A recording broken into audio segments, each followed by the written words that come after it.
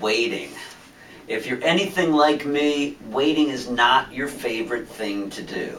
In fact, most of us, if we were really honest, we'd admit that not only do we not like to wait, but usually we're pretty grumpy about having to wait. But I don't think that's anything new. There's a story about Abraham and Sarah in the Bible about how they didn't like to wait either. And there are some lessons from Scripture for us to be learned about waiting. Now, let's go back to Genesis chapter 12, where God puts a special call on Abraham's life.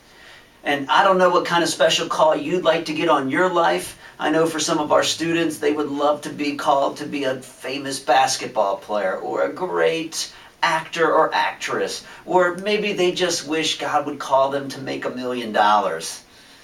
Abraham's call was a very unique call. God told him, I want you to leave your homeland. I want you to leave all your friends. I want you to leave your ancestors behind. And I want you to go to a land that I'm going to give you. And when you're there, I'm going to bless you and turn you into a great nation. Now, a lot of people would like the second half of that call, that part about being blessed and becoming a great nation. The first part of the call might be a little trickier. But Abraham listened to God. He followed him. He packed up. He and his wife took off and they headed to the land of Canaan. And then in Genesis chapter 15, God reaffirms his call.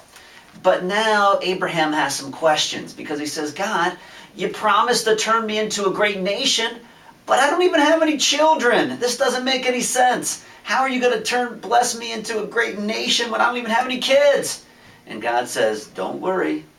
You will have children.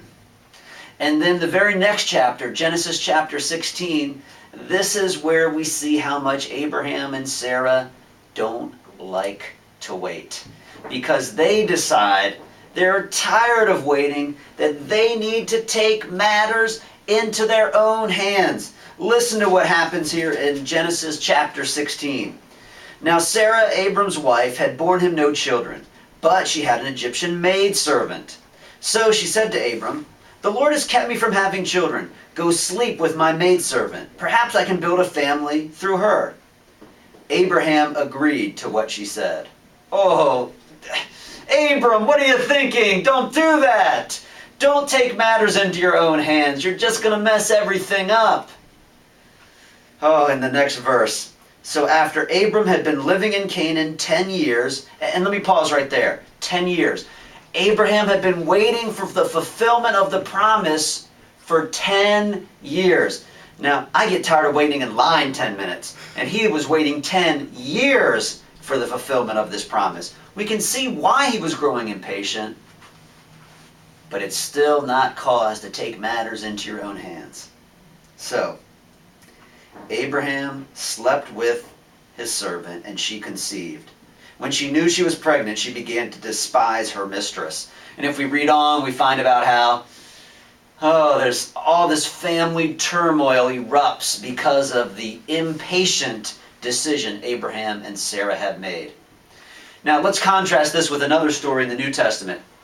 John chapter 11, Jesus gets this message from his dear friends Mary and Martha. And they tell him, your good buddy Lazarus is gravely ill.